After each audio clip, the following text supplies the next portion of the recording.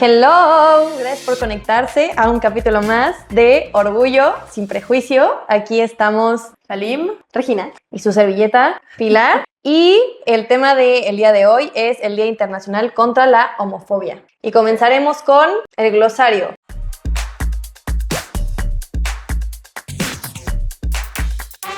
Primero vamos a ponerle un significado a la palabra homofobia. ¿Qué es homofobia? Pues es la discriminación, rechazo o aversión hacia la homosexualidad en general, ¿no? Hacia las personas homosexuales. Y esta puede ser social, cultural o sistemática, ¿no? Sistemática nos habla de que ya viene desde sistemas de opresión, que puede ser dentro del trabajo, en el gobierno. Entonces es algo que pues ya está como implementado, ¿no? En la sociedad. Y bueno, de la homofobia también ya tenemos como unas fobias que no se entienda como miedo, obvio, sino como aversión, ¿no? Rechazo. Pues tenemos como unas fobias como un poco ya más, podría ser como específicas, dirigidas hacia ciertas personas. Y por ejemplo está la transfobia, que igual es como este prejuicio, discriminación, rechazo, aversión hacia las personas trans. La bifobia, que igual es como este rechazo hacia las personas bis, que muchas veces también se pueden ver de forma diferente, ¿no? O sea, por ejemplo, las personas trans obviamente es como tal vez no aceptando el género que son, o por ejemplo las personas bis como haciéndolas menos, o sea, como que pueden verse de diferente forma. Exacto.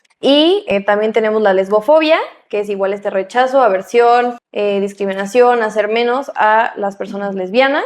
Y bueno, de la homofobia también salen los crímenes de odio, ¿no? O sea, como que la homofobia es la raíz y ya la acción es los crímenes de odio, que es cuando se comete una acción de violencia que es obviamente peligrosa y perjudicial hacia personas pues LGBT, y por eso es un crimen de odio, ¿no? Porque de este odio, de esta aversión, pues sale como esta acción violenta. Y luego pues también tenemos los derechos LGBT, que son como la contraparte, que pues es obviamente como pues todo este conjunto de derechos que pues obviamente tienen las personas LGBT, que al final pues, o sea, nos dan como equidad ante la sociedad, ¿no? O sea, que buscan que podamos estar bien en sociedad y que podamos existir de manera tranquila. Y pues muchos de esos derechos son obviamente el matrimonio igualitario, la adopción homoparental, derecho a la identidad de género y obviamente también a la protección, ¿no? O sea, protección contra la homofobia. Súper. Pues bueno, pasamos un poquito a conocer el pre de la historia y lo que vivimos actualmente, ¿no? Como todos estos datos.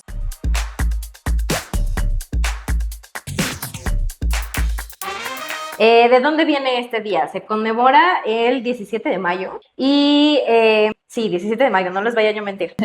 Nació como un recordatorio de que la discriminación basada en la orientación sexual e identidad de género sigue presente en todo el mundo. Y esto no es de que el 17 de mayo de ese año, 1990, se eliminó, sino que realmente es algo que todavía vivimos en el presente. Y pues bueno, este nace a partir de que la OMS, la Organización Mundial de la Salud, elimina como enfermedad la homosexualidad.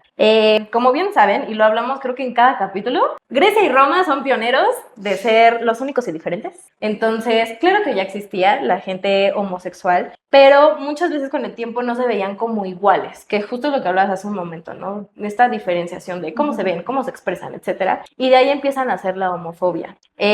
Como saben, esto viene de mucho tiempo atrás, Edad Media, el Renacimiento, etcétera. Ahí podemos ver muchos países que castigaban la homofobia. Aquí mucho está ligado a la religión. Cuando hablamos un poco de la influencia de la iglesia, viene mucho la bien conocida la sodomía. Uh-huh. Y todo lo que estaba mal visto era pecado, era considerado del diablo y por lo tanto era castigado, muchas veces incluso con la muerte. Entonces, de ahí viene del precedente de la homofobia, viene incluso de que en 1533 en Inglaterra se estableció pena de muerte ya como oficialmente en las leyes para la gente homosexual. Si ya avanzamos un poquito más en el tiempo, siglo XIX y XX empieza la patologización de la homosexualidad. Ya no solamente es te veo diferente, te percibo con otras actitudes, etcétera, sino ya lo veo como una enfermedad y ya lo empiezo a hacer como, no que sea más público, pero más científico. Ahora sí que viene de gente más estudiada o de que tiene mayor conocimiento, mayor poder, empezar a decir, esto no es normal, esto es una enfermedad, hay que curarte. Y pues, ¿qué se hacía? Había terapias de conversión de género, había terapias de electroshock, que incluso hay varias películas que todavía lo visibilizan mucho, como el de la chica danesa, creo que fue en esa, que lo meten como en una tina y hay terapia de electroshock de que enfermo. Entonces, eso y lobotomías, que para quienes no saben, la lobotomía te quitan, corríjanme si me equivoco, pero te quitan un pedazo del cerebro o como que te... Era como un procedimiento que no era, o sea, realmente quirúrgico, era muy peligroso y te picaban el lóbulo frontal. Ajá.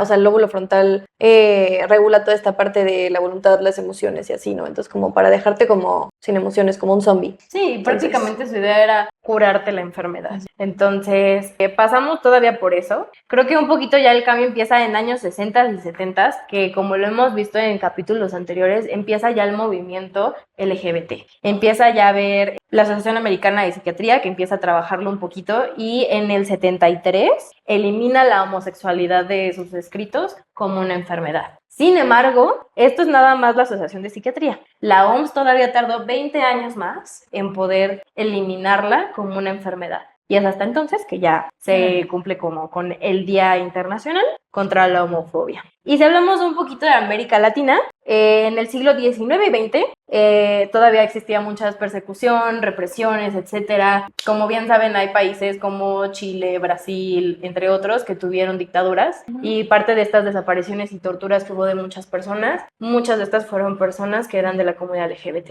Entonces, además de ser perseguidos por toda la situación política, había un poco más de esta violencia por pertenecer a la comunidad LGBT. Y bueno, si nos adelantamos a los años 80, que fue como este boom del VIH, SIDA, etcétera, abrió mucho más todos los estigmas que se tenían sobre la comunidad LGBT. Fue todavía más como señalar con el dedo de tú eres el enfermo, tú estás mal, por ti todo el mundo se contagia, o solamente esta comunidad es la que está como permeada en esto negativo, ¿no? Y pues bueno, los gobiernos tardaron mucho en responder a todas estas estigmas, señalizaciones, etcétera, por la desinformación, por el prejuicio y todo lo que continuó durante muchos años. Que quiero aclarar, o sea, todavía sigue, es algo que sigue estando presente. Y pues bueno, una vez que ya se eliminó de la OMS, y hablando ya un poquito como más reciente de qué avances hemos tenido, porque no todo ha sido malo. Argentina es uno de los pioneros en Latinoamérica en general con la comunidad LGBT, pero sobre todo podemos hablar del matrimonio igualitario, que se empezó en 2010, y pues la ley de identidad de género en 2012, que como bien saben Argentina, bueno ahorita quién sabe, pero ahorita ya poder poner tus pronombres, que pueda ser reconocido por el género con el que te identificas. Entonces estos han sido algunos de los avances y pues en países como aquí en México, Brasil, Latinoamérica, pues han habido muchísimo más nuevas leyes, normas, etcétera, para proteger los derechos de la comunidad LGBT. Y si hablamos todavía de los desafíos que tenemos, en 67 países en el mundo, la comunidad LGBT sigue siendo ilegal y por lo menos en 11 sigue existiendo la pena de muerte como castigo. Y pues bueno, en América Latina sigue siendo todavía la región más peligrosa para la comunidad trans, donde hay sobre todo más asesinatos por pertenecer a la comunidad LGBT y sobre todo a la comunidad trans. Y hablando en específico de México, 46% de las personas LGBT en México han enfrentado discriminación en su espacio laboral. Por lo tanto, volvemos a tocar, a insistir en este tema de que el espacio laboral tiene que ser un lugar seguro. Muy bien. Ahora que escuchaba todo lo que comentabas de, por ejemplo, cómo como sociedad vivimos el rechazo a diferentes letras de la comunidad LGBT y cuál es el histórico que hay detrás para que como sociedad sigamos teniendo conformado en nuestro sistema el rechazo o la aversión a las personas de la comunidad LGBT. Recordaba esto que leí en estos últimos días, justo preparándome para este capítulo, y me llama la atención que la mayoría de los como artículos que encontré que hablaban del origen de la homofobia o del rechazo y la aversión a las personas que son parte de la comunidad LGBT, está en dos factores principales. Sí, es verdad que la religión ha jugado un papel importante y muy determinante en qué tanto una sociedad puede aceptar o no el hecho que una persona sea parte de la comunidad LGBT. Incluso hasta la fecha, las religiones más predominantes en el mundo tienen una posición o una postura muy clara sobre lo que opinan de la comunidad LGBT, y sabemos históricamente que ha sido como una marca, ¿no? Que ellos no ellos, porque no es como una sola persona o 3 personas, que ellos son como a esos 3 güeyes que van a ir, como que a este grupo de personas que han pertenecido a pues, a este sistema, ¿no? De religión. Y veía como decía también, leí de cómo la sodomía era categorizado como uno de los peores pecados en el mundo, ¿no? Y como todas las actividades sexuales que no estuvieran relacionadas con la reproducción estaban condenadas a ser un pecado imperdonable, ¿no? Más que cualquier otra cosa. Entonces, claro, imagina, yo me pongo desde el punto de vista siempre de cómo lo puede vivir una persona de la comunidad LGBT, ¿no? O sea, cuando tú te enfrentas a un mundo donde, por ejemplo, algo tan importante como la fe, la religión, la espiritualidad, que es parte de una sociedad, te marca como que tú estás haciendo algo indeseado y por lo tanto adquieres una etiqueta de que eres inferior al resto, porque estás casi que eligiendo, ¿no? Porque es así como lo manejan, pertenecer a un sector que hace algo que tú sabes que está mal, que nosotros estamos dictando que está mal. Entonces de ahí pues el abandono, la segregación de cómo no es compatible una vida religiosa, por ejemplo, con tu propia identidad sexual, tu identidad de género o tu preferencia sexual. Y yo pienso que eso, de cierta manera, hace que la sociedad tenga un dolor. No porque todos necesitemos vivir espiritualidad o religión, pero sí porque siendo países latinoamericanos donde la religión juega un papel importante, en más del 80% de los mexicanos fuimos bautizados como católicos o pertenecimos en algún momento. O sea, yo hasta primera comunión hice. Ahí tengo mi foto con mi velita. De prueba, ¿no? Y en el participar en una sociedad así, donde hay ese rechazo, es difícil. Luego te vas a la parte de leyes y también hay un rechazo o una limitación, ¿no? Como de, todos se pueden casar, no, ustedes no, porque, ajá, claro, no, sí, todos pueden adoptar, pero no, ¿qué crees tú? No, o incluso a mí me ha tocado ver, por ejemplo, anuncios para rentar una propiedad y que dice, ¿no?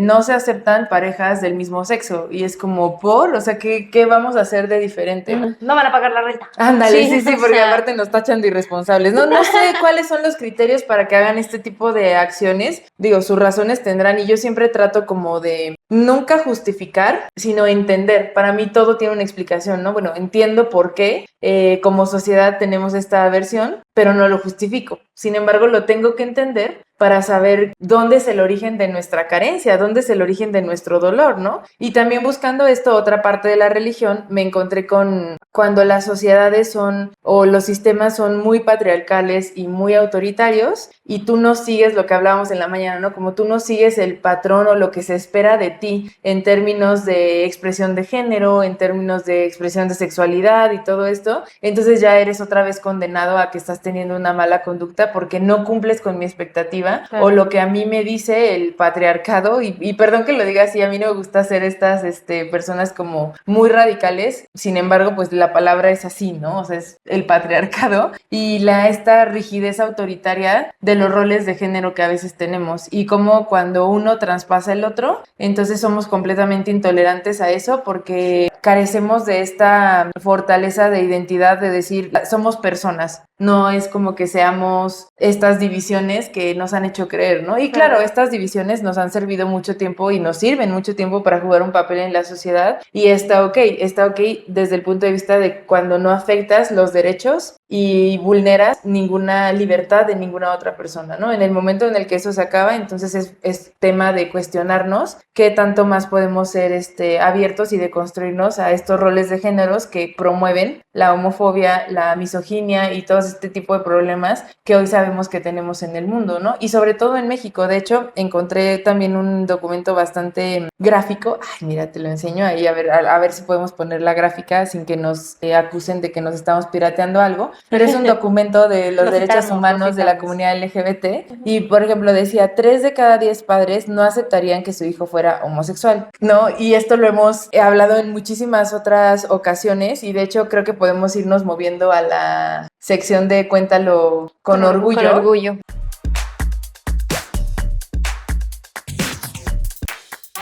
porque en esta frase de 3 de cada 10 padres no aceptarían que su hijo fuera homosexual, infinidad de veces a mí me ha tocado escuchar que la gente dice como yo no tengo ningún problema con ustedes, yo no tengo ningún problema con la comunidad, pero porque en su núcleo familiar no hay alguien que pertenezca a la comunidad. Y cuando la pregunta es, bueno, ¿qué pasaría si tu hijo, tu nieto, tu vecino fuera parte de la comunidad LGBT? Y entonces ya el nivel de aceptación cambia. Claro, no, Pero- no, eso sí aquí no, ¿no? Exactamente, y te dicen, no, yo le he dado una educación muy buena a mis hijos, no creo que ninguno vaya a ser homosexual. Que no tiene que ver con aparte, eso, ¿eh? aparte de lesbiana, me estás diciendo maleducada. Entonces, creo que la homofobia empieza en nuestro núcleo familiar, ¿no? Sí, claro. Y hemos escuchado, al menos yo he escuchado muchas historias de cómo cuando una persona sale del closet, no siempre te va bien, ¿no? Claro. O sea, yo he sido muy afortunada y yo siempre lo digo. Yo he tenido la gran fortuna de que he percibido el amor incondicional de mis padres y de mi núcleo más cercano y siempre he salido librada de eso. Pero también llegué a conocer personas que en su casa salían del closet y los primeros que tenían este rechazo, esta aversión y esta homofobia eran los papás, ¿no? Sí, claro. Y ya en algún momento hablaremos de por qué, de cómo,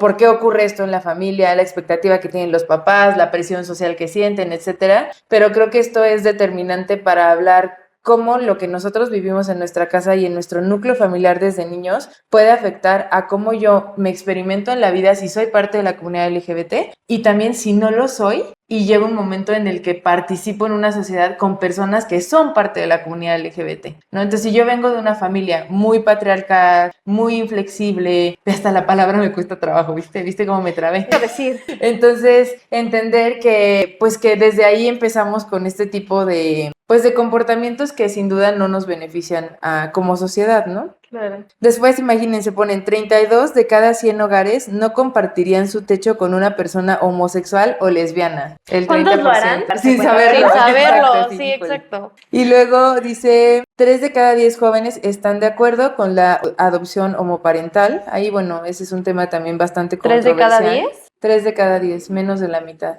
Que igual es un tema que da para bastante, todo para un capítulo, ¿no? Claro. ¿O más? Y está interesante, ¿no? Porque uno pensaría que hoy en día los jóvenes somos más abiertos. A mí me sorprendió esa estadística, la verdad. Sí, sí, sin embargo, también eso es otra cosa que investigué, como porque hay un tipo de homofobia que también incluso la podemos ejercer contra nosotros mismos y que eso causa mucho daño a las personas que son parte de la comunidad LGBT, porque si tú naciste en este contexto o en una sociedad que tiene estas características que ya mencionamos y no has sido capaz de construirte, en el momento en el que tú te das cuenta que eres parte de la comunidad LGBT, lo primero que haces es rechazarte a ti mismo. Sí, claro, la homofobia interiorizada, ¿no? Realmente creer que es verdad que tú eres inferior, que es verdad que le estás haciendo daño a tu familia, que es verdad que algo está mal contigo mismo. Sí, claro. Y entonces ya no sales del closet y entonces vives una vida limitada y se empiezan a desencadenar una serie de complicaciones que hacen que tanto, pues sí, la familia como la persona que lo vive Como que no alimentan pueda, todo ese exacto, ciclo. no pueda realmente aceptarse, ¿no? Sí, te hace daño a ti solito desde que reprimes tus emociones, te las guardas, o sea, todo el mundo interior que tienes, imagínate, o sea, cómo debe de estar por dentro, ¿no? Claro, y es como, creo que ya lo hemos mencionado en otros capítulos, y si no, usted vuélvase a chutar esta información, de que, por ejemplo, yo siempre hago el ejercicio mucho conmigo misma, como de en qué partes todavía yo, a pesar de ser lo que soy, de pertenecer a la comunidad, tengo mis propios prejuicios, ¿no? Entonces, de pronto, como cómo actúo yo con las personas trans, por ejemplo, que no es parte de mi realidad de todos los días, pero sí sé que existen y cómo yo lo percibo y cómo lo veo y cómo qué tanto valido a la otra persona de lo que me está pidiendo. Y he tenido retos, o sea, se los comparto de una forma muy vulnerable porque creo que todos los tenemos, ¿no? O incluso conmigo misma el hecho de decir, sí, es que yo soy lesbiana, o sea, de verdad la palabra lesbiana a mí me costaba, o sea, de verdad poder decirla ahorita, ahora me cuesta decir patriarcado, pero antes de la palabra lesbiana, hace cuenta que me pedían que yo me autoinsultara. Porque claro, exactamente, durante mucho tiempo muchas personas utilizaron el lesbiana con el objetivo de ofenderme. Y entonces en mi contexto en el que yo crecí, estando en Latinoamérica, en México, había esta duda como, ¿y si sí estoy haciendo algo malo? ¿Y si sí pudiera cambiarlo? yo, y si soy la decepción para mis papás, y si sabes dónde está mi aportación biológica al mundo, ¿no? Entonces, creo que, claro, porque Y las los lesbianas bebés. aportamos biológicamente muy poco a este mundo. Entonces, o bueno, no, tal vez aportamos de más con eso de la ecología.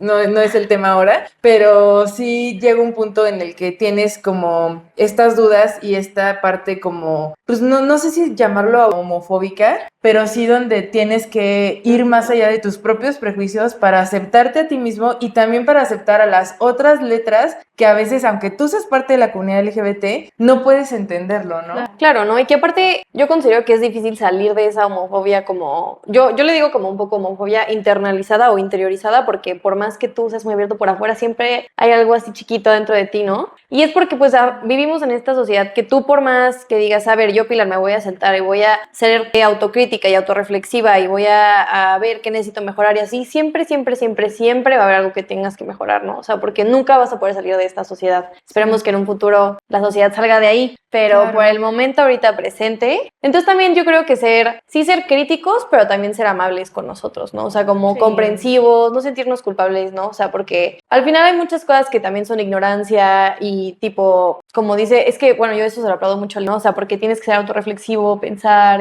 reflexionar. Y eso sí te va a acercar, ¿no? O sea, poder dejarlo y poder vivir una vida más plena. Entonces, pues ser siempre como muy amables. Sí, claro, no, es verdad, porque muchas veces con nosotros mismos es donde empieza Pues el cambio. Exacto. Sí. Bien dirían que sí, contigo el empieza cambio, sí. Y de hecho este es una de los primeros pasos para reducir los niveles de homofobia tanto en uno mismo como Como con hacia los las demás personas, el empezar a hacernos conscientes, yo realmente qué pienso de esto y por qué lo pienso, ¿no? Porque tengo esta inflexibilidad, porque es una creencia y empezar a hacer nuevas conexiones, abrir estas nuevas posibilidades para ser cada vez más inclusivos, porque el mismo mensaje que damos en todos los capítulos, ¿no? La comunidad LGBT toda la vida ha estado ahí, aquí seguimos y aquí vamos a estar y o convivimos y nos adaptamos como sociedad y nos hacemos cada vez más armónicos y más beneficioso para todos, o seguimos viviendo en conflicto. Entonces yo creo que cada vez más nos queda más claro que todos estamos buscando el vivir en armonía, el vivir bien, el vivir felices, ¿no? El único propósito y el mayor propósito de todo ser humano al venir a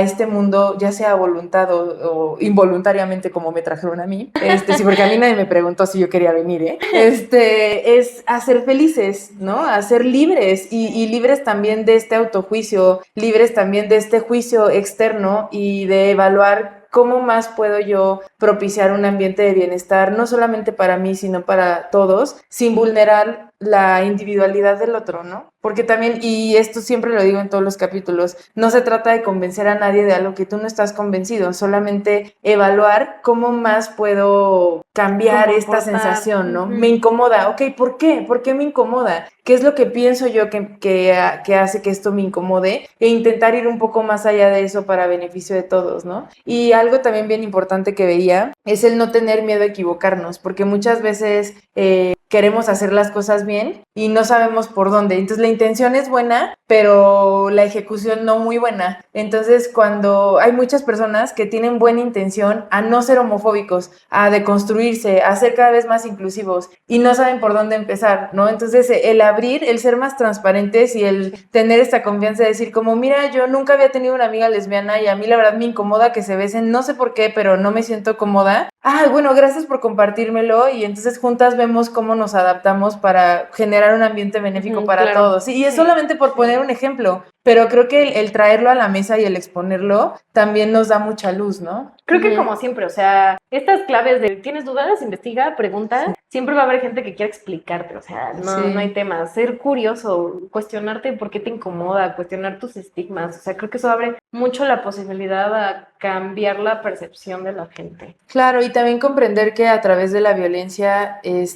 dirigida hacia este tipo de situaciones pues no se soluciona nada, ¿no? Es como, al final, la homofobia puede terminar en casos muy graves, ¿no? No solamente el no te aceptan en tu casa, sino hay un montón de noticias todos los días donde sabemos que se cometen Crímenes de odio. fuertes y asesinatos y cosas muy duras, ¿no? Incluso, que cuando lo lees te cuesta trabajo creer que la motivación sea la preferencia sexual Claro. o la identidad de género de la otra persona. Y entonces como que realmente es una problemática que se tiene que abordar y que se tiene que seguir trabajando de forma interna, personal y también de forma social, ¿no? Claro, claro. Bueno, ahora que abrimos el espacio como para las anécdotas, creo que este capítulo, la verdad, me parece un poquito más serio y creo que incluso muy doloroso, que ojalá genere cambio. Pero, por ejemplo, yo tengo un conocido que es gay, abiertamente gay, y cuando sale del closet con su familia es muy religiosa.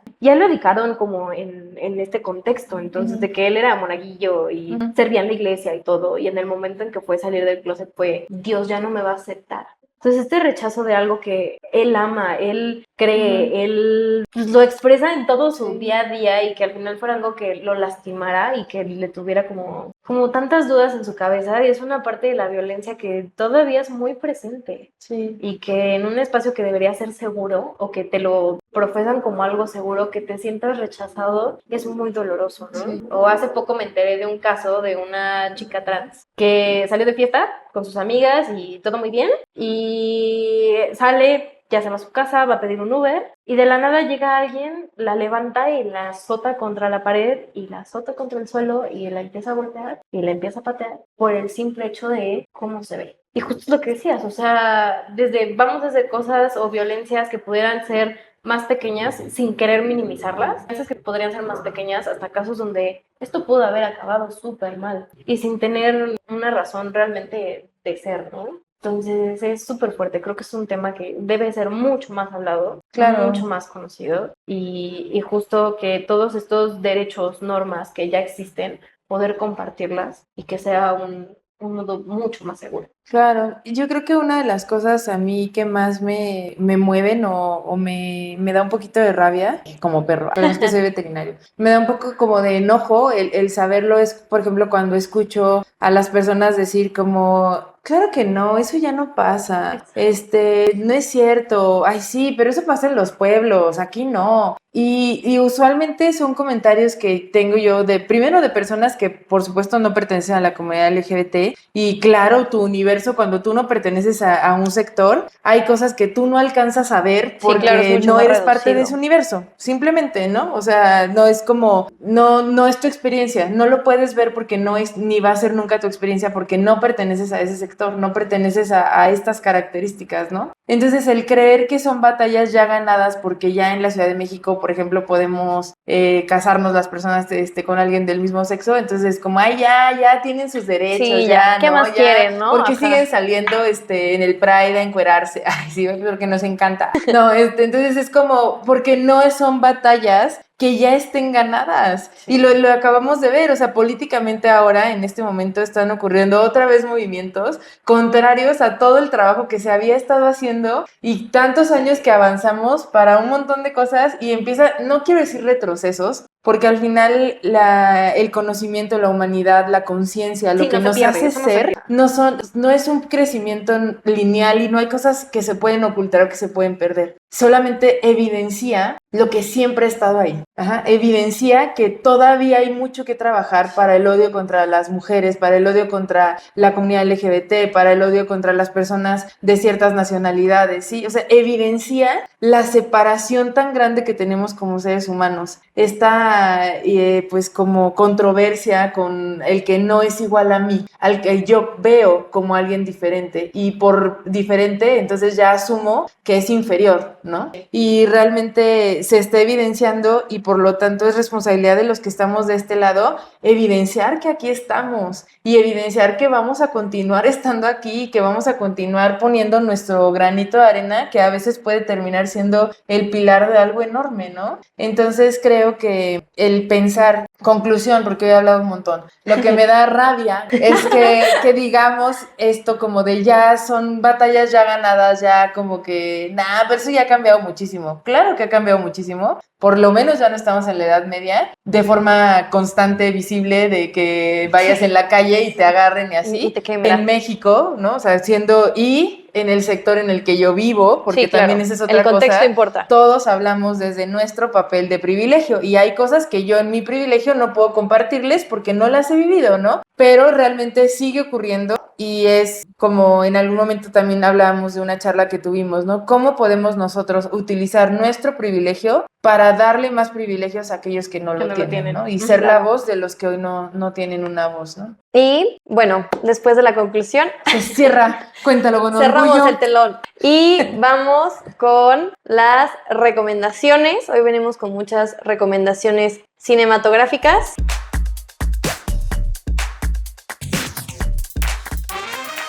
Entonces, una que creo que ya se ha dado aquí varias veces, pero es importante nombrarla, la película de Milk, que pues es como la biopic de Harvey Milk y habla como de, pues como el primer político estadounidense que estuvo como de, bueno, era homosexual, ¿no? Y estuvo como dentro de los derechos LGBT, luchó por eso. Y les tengo 2 documentales muy buenos que hablan de transfobia. El primero es La vida y la muerte de Marsha P. Johnson, que como sabemos es pionera de los derechos LGBT.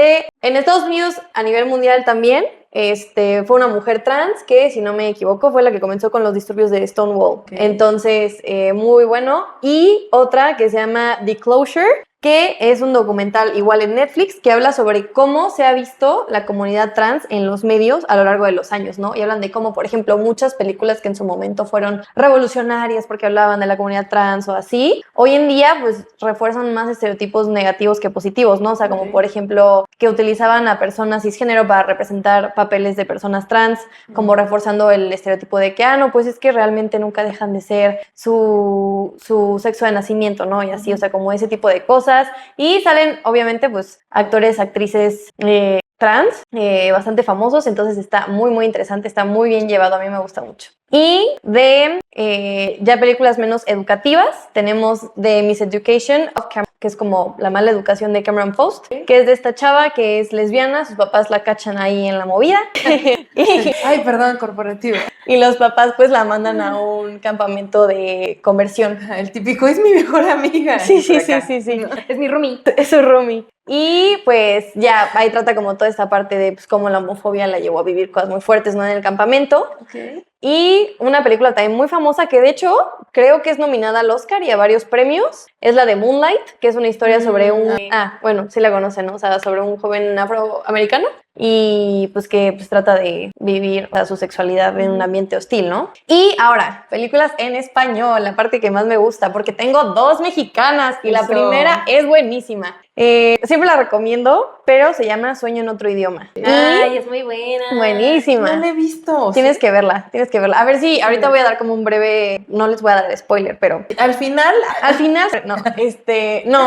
básicamente es de un señor que es lingüista y tiene que ir a un pueblo indígena aquí en México a investigar una lengua que se llama Sique, porque solo quedan 2 personas en todo el pueblo y en el mundo, obviamente, que lo hablan, y si ellos 2 se mueren, pues se va a morir la lengua también, ¿no? Pero por razones de homofobia no puede estar con su investigación. Entonces, al final, es pensar cómo la homofobia puede matar hasta la cultura. Ok, claro. Y otra es Un lugar sin límites. Yo personalmente no la he visto, pero sé que es un clásico del cine mexicano, es de 1978 y habla sobre un hombre que, si no me equivoco, tiene como es que no sé cuál es la palabra, como una casa de como personas trans, pero... ¿Como una casa hogar? No, de una línea de trabajo distinta. Como un podría ser como un burdel tipo, algo así. Si no me otra palabra, pero me acordé. Sí, y pues lo quiere llevar y como que su hija lo descubre ahí en la movida, es como algo extraño ahí. Pero esas son las recomendaciones. Pónganme aquí el sticker del changuito, por favor. Y ahora, series nada más vengo con 2. Ok. Y la primera también es una muy buena, se llama It's a Sin, es un pecado. Del 2021 es la serie, pero obviamente habla, bueno, es de otra época porque habla sobre la epidemia de VIH que hubo en los 80, ¿no? Y entonces habla de toda la vida de un grupo de amigos que se va a la ciudad, son de Irlanda muchos, ¿no? Y se van a la ciudad de Londres porque obviamente en la ciudad pues puedes vivir más libremente, te mezclas ahí entre la gente. Ok. Pero pues fue como esta epidemia, ¿no? Y les empieza a dar SIDA a algunos, otros no, y nadie sabe en ese momento por qué, ¿no? O sea, la gente no entendía de que por qué solo los gays tienen SIDA y así. Entonces, obviamente, pues habla de todos estos prejuicios de homofobia que vinieron junto con esa enfermedad, ¿no? O sea, de que es la verdad está fuerte, pero está muy interesante y el inicio es muy bonito. El final es un poco más triste. Y Pose, que es una serie de antaño también, bueno, más bien no es de antaño, la serie es también más nueva, es del 2018 creo, pero habla sobre igual cómo se vivía en los 80s toda la comunidad trans, ¿no? Y igual habla mucho de este tema de VIH-Sida, obviamente la época, pues la gente siempre que habla de esos años, pues se fija en eso, pero está muy interesante. Les digo que habla como de la comunidad trans y de hecho se conecta al documental de The Closure, porque mucha gente dice como, pues mi primera acercación a la comunidad fue viendo esta serie, ¿no? De Pose y me gustó, lo pude ver y conocer, entonces esas son mis recomendaciones. Pues muchas gracias por acompañarnos en otro capítulo más. ¡Adiós! Chao. Nos vemos.